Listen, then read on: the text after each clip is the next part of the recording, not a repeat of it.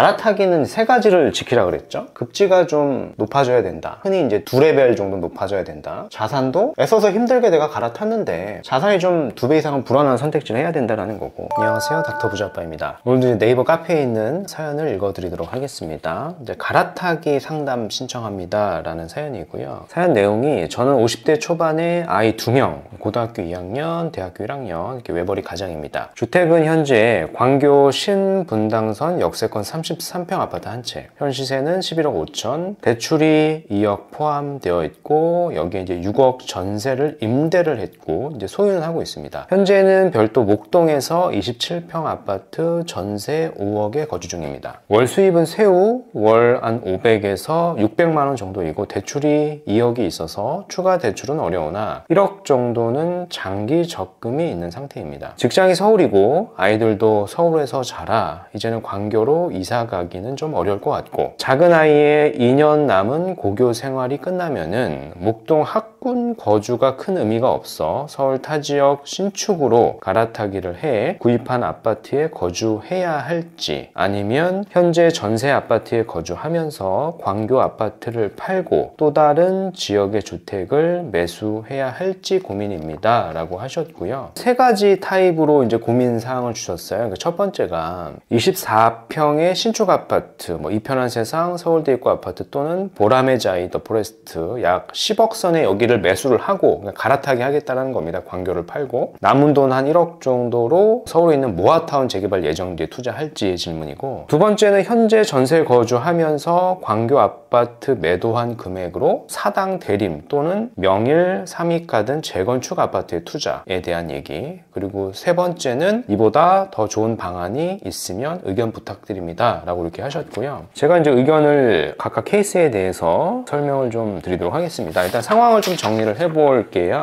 이분의 이제 나이대를 보면은 50대 초반이시고요. 외벌이 가장이십니다. 고등학교 2학년 그리고 이제 대학교 1학년.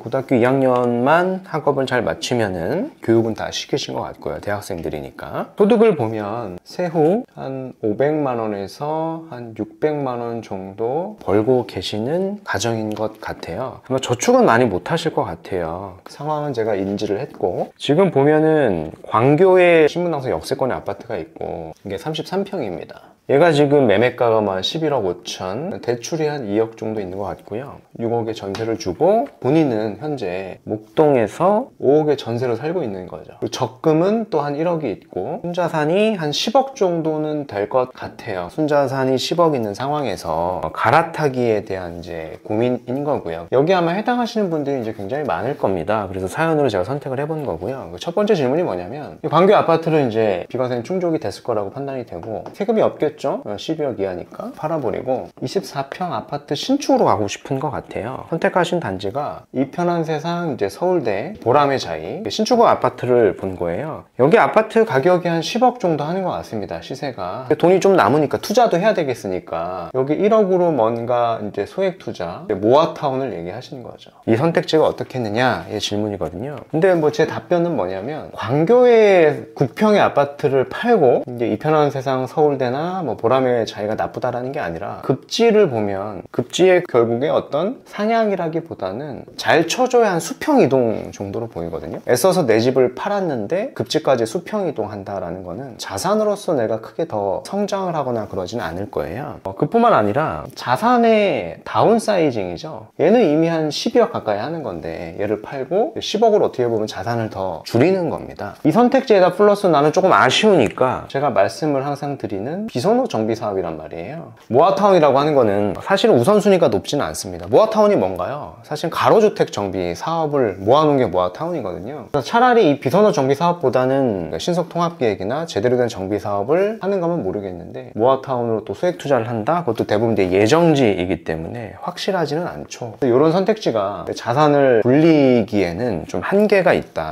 힘들게 내 집까지 팔았는데요. 저는 추천을 드리고 싶지는 않고, 두 번째 질문을 하신 게 뭐냐면, 역시 이제 광교 아파트를 팔아버리고 사당 대림이나 이제 명일 3위가든 재건축 아파트로 좀 갈아타겠다라는 거죠. 근데 여기에 대한 의견은 전 뭐냐면, 우리의 나이대가 이제 50대 이제 초반이란 말이에요. 이 사당 대림하고요. 물론 이제 명일 3위가든은 조합 설립이 됐고 속도를 내고 있긴 하겠으나 내가 60 60세 이전에 이게 재건축이 될까? 라고 하면 저는 퀘션이라고 좀 판단이 되거든요. 너무 이제 초기 단계인 거죠. 급지도 보면 수평 이동에 가깝다라고 생각을 합니다. 광교가 충분히 좋거든요. 광교를 팔고 사당의 대림이나 명일 삼익가든으로 갈아타는 거는 급지를 올리는 선택지까지는 아니에요. 제가 봤을 때. 그리고 사업의 속도도 너무 느리고 은퇴가 어떻게 보면 10년도 채 안 남은 걸 수도 있는데요. 그때까지 얘가 재건축이 돼서 자산이 이렇게 자라날 것 같지는 않습니다. 거주를 하지 않는다라고 하더라도 얘가 전세가가 이게 높아지는 단지는 아니거든요. 오히려 오래된 단지다 보니까 전세가 또한 내린단 말이에요. 어떻게 하면 돈이 없을 때는 내가 이거 전세를 주고 전세 레버리지를 또 해야 될 수도 있는데 그런 측면에서는 좀 불리할 수도 있다라고 좀 판단이 됩니다. 세 번째로 좋은 안이 있으면 얘기를 해달라라고 말씀을 드렸잖아요. 갈아타기는 세 가지를 지키라 그랬죠. 급지가 좀 높아져야 된다. 흔히 이제 2레벨 정도 높아져야 된다. 해당되는 거는 없지 않습니까? 자산도 애써서 힘들게 내가 갈아탔는데 자산이 좀 2배 이상은 불어나는 선택지를 해야 된다는 거고, 세 번째는 뭐냐면 이런 것들 효과를 늘리기 위해서는 거주하고 투자를 이제 분리하면 효과가 커진다는 거죠. 근데 거주하고 투자를 분리하기에는 우리가 지금 나이대가 좀 있다 보니까 오래 분리하는 거는 좋지가 않으니까 속도가 좀 빠른 구역을 가야 된다는 거죠. 근데 속도가 빠른 구역도 어떻게 보면 없죠. 급지도 2배 이상 올라가는 지역이 없고, 이 선택지를 하거나 부득이 내가 거주하고 투자를 같이 한다라고 하면은 더 상위 급지를 선점을 해야 되는 겁니다. 상위 급지. 상위 급지를 선점을 해야 내 자산이 더 빨리 자랄 거 아니에요. 궁극적으로 많이 자랄 거 아니에요. 그래서 그런 데를 좀 선점을 해야 될 것 같고, 내가 속도를 택한다라고 하면 이 분양권 혹은 입주권을 우선적으로 검토하는 게 좋을 것 같고요. 내 집을 만약에 팔고 전세가 뭐 만료 시점이 얼마 안 남았다라고 하면 뭐 전세가 5억이 깔려있는데 전세금 담보대출도 가능하잖아요. 그래서 현금을 좀 만들어서 어디를 보면 좋을 것 같냐, 예시를 한번 들어보면 이 정도 소득에 10억 정도의 순자산이라고 봤을 때 둔촌주공이 이제 재건축을 했고 그게 올림픽 파크포레온이지 않습니까? 이게 입주가 한 1년 남짓 남았는데요. 이게 입주가 동시에 한 1만 2천 세대가 입주를 한단 말이에요. 그래서 우리는 이 시점상 봤을 때 입주장을 잘 활용을 하면 둔촌주공의 올림픽 파크포레온을 우리가 좀 잡아볼 수 있는, 매수할 수 있는 기회가 저는 있다고 생각이 됩니다. 물론 자본상 33평은 좀 힘들어 보이고요. 한 25평 정도는 아주 큰 무리가 될 것 같지는 않는다. 10억대 중반 정도 할 거니까. 물론 우리가 담보대출을 한 5억까지는 써야 될 수는 있는데 만약에 입주를 한다면 입주하고 나서 5억 이상은 좀 빠르게 올라갈 수도 있는 단지라고 판단이 됩니다. 우리 나이대가 있기 때문에 빠르게 자산이 불어나는 선택지를 해야 되겠죠. 그리고 얘는 신축이니까 입주장에만 전세가가 낮고요. 한 2년, 4년 지나면 전세가가 좀 많이 올라올 거예요. 그래서 내가 얘를 나중에 뭐 전세를 주고 그걸로 월세 나오는 어떤 투자를 할 수도 있다라는 거죠. 그래서 충분히 좋은 선택지가 될 수 있지 않을까라고 생각이 되는 거고, 만약에 거주하고 투자를 같이 해야 된다라고 하면 이제 상위급지를 가야 되는 건데 어떤 데를 보는 게 좋겠냐라고 하면 이제 한강변 쪽을 보셨으면 좋겠어요. 저는요. 한강변의 재건축이죠. 신축보다는 재건축. 흑석에도 보면 이제 한강변의 아파트들이 꽤 존재를 하고요. 흑석 같은 경우에는 사실은 평수가 한 20평대, 20평대 중반이면은 레버리지를 그렇게 많이 안 써도 됩니다. 광교를 아파트를 팔고 전세금을 빼고 흑석으로 충분히 이렇게 갈아탈 수 있거든요. 얘는 수평 이동까지는 아니에요. 급지를 좀 높인다라고 생각이 되고요. 단 이제 여기는 속도가 빠른 건 아니죠. 좀 더 롱텀의 투자가 되겠으나 자산을 좀 더 좋은데 에셋 파킹이 되는 거죠. 이런 선택지가 있을 것 같고, 흑석보다 조금 더 레버리지를 한다라고 하면 저는 용산의 동부이촌동에 보면은 리모델링 단지들이 있지 않습니까? 여기도 한 10억대 중반 내외 정도 하는데 뭐 그런 단지들도 충분히 가능성이 좋은 단지가 있으니까 그렇게 선정을 하시는 게 좋을 것 같습니다. 즉 결론이 뭐냐면 광교의 아파트를 내가 뭐 살 이유가 없잖아요. 지금 자녀 교육도 다 시켰기 때문에 이제 갈아타기에 대한 고민인데 이렇게 갈아타는 게 저는 좀 아쉽고, 최소한 한 3번에 제가 의견 드렸던 거 있죠. 거주하고 투자를 분리한다 라고 하면 속도가 좀 빨라야 된다. 분양권의 입주권 정도를 보시는 게 좋은데 입주장을 충분히 잡을 수도 있다 라고 제가 설명을 드렸어요. 거주하고 투자를 같이 한다라고 하면 급지를 좀 높여가자. 이렇게 지금 고민하시는 게 첫 번째로 이제 부동산에 대한 고민은 많이 하시는 것 같거든요. 근데 두 번째가 뭐냐면 이 소득에 대한 고민은 없는 것 같아요. 저한테 질문하신 것 중에는. 근데 이 고민을 사실은 같이 하셔야 되거든요. 50대 초반이면은. 그래서 부동산 고민은 이렇게 좀 솔루션을 좀 풀어가셨으면 좋겠고, 이와 더불어서 내가 은퇴 대비를 해야 되는데 은퇴 후에 이 소득을 현재 근로소득 정도는 최소 유지는 해야 될 거 아니겠습니까? 그래서 그런 생각도 더불어서 같이 한번 고민을 해보셨으면 좋겠습니다.